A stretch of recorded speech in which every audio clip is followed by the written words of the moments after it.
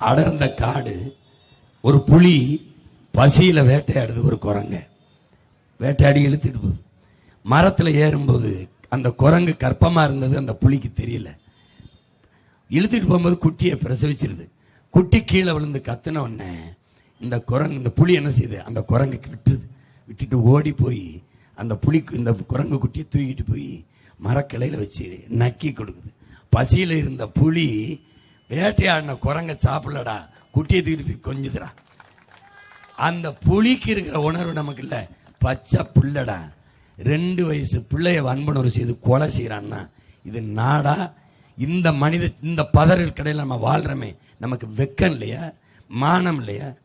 கேவலம்டா, கேவலம். எத்தனை பிரச்சனைக்கு நீ ரோட்ல இருந்து போறான்னு, எத்தனை பிரச்சனைக்கு.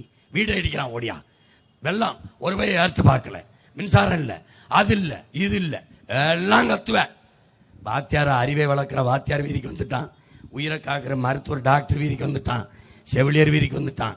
துப்புரவு பணியாளர் வீட்டுக்கு விரோதிக்கு வந்துட்டான்.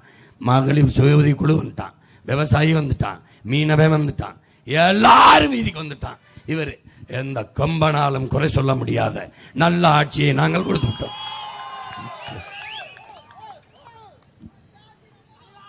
இப்ப பாரு, ஸ்டாலின் ஆட்சி தொடரட்டும், தமிழ்நாடு வெல்லட்டும்.